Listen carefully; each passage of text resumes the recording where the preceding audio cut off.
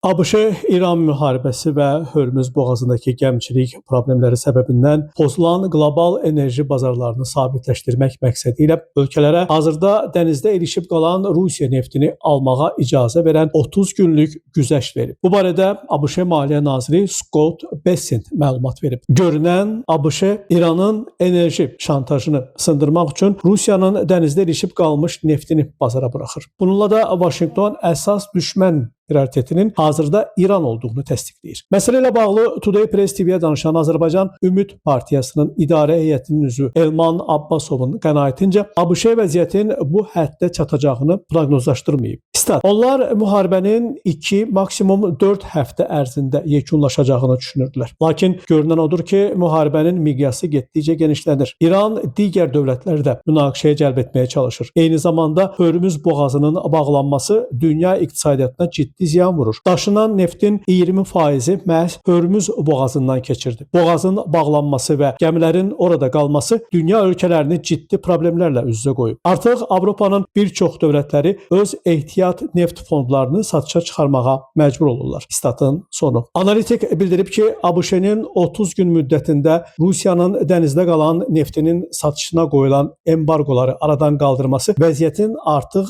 dalana dirəndiyini göstərir. Stat: Rusiya ilə bağlı ABŞ tərəfindən bir sıra vədlər verilsə də, ABŞ prezidenti Donald Trumpın hakimiyyətə gəlməsindən bir il keçməsinə baxmayaraq, Rusiya-Ukrayna müharibəsi ilə bağlı diplomatik səylərdə və danışıqlarda heç bir irəliləyiş əldə olunmayıb. Demək olar ki, verilən bütün vədlər nəticəsiz qalıb. Trump bir tərəfdən Rusiyanın könlünü almağa, digər tərəfdən isə onun İrana dəstəyini neytrallaşdırmağa çalışır. Statın sonu. Elman Abbasovun sözlərinə görə, Rusiya-Ukrayna müharibəsində İran Rusiyanı intensiv şəkildə pilotsuz uçuş aparatları ilə təchiz edib. Eyni zamanda Rusiyada ABŞ-İsrail-İran qarşıdurmasında İrana kəşfiyyat və informasiya dəstəyi nümayiş etdirir. Ehtimal olunur ki, Trump bu iş birliyinin qarşısını almaq üçün Putinlə müəyyən pərdəarxası razılaşmalar əldə edib. Analitik hesab edir ki, müharibə hələ uzun müddət davam edəcək. Rusiyanın dənizdə qalan neftinin satışına icazə verilməsi mövcud problemlərin həllinə cüzi kömək etsə də, ümumi vəziyyətə ciddi təsir göstərməyəcək.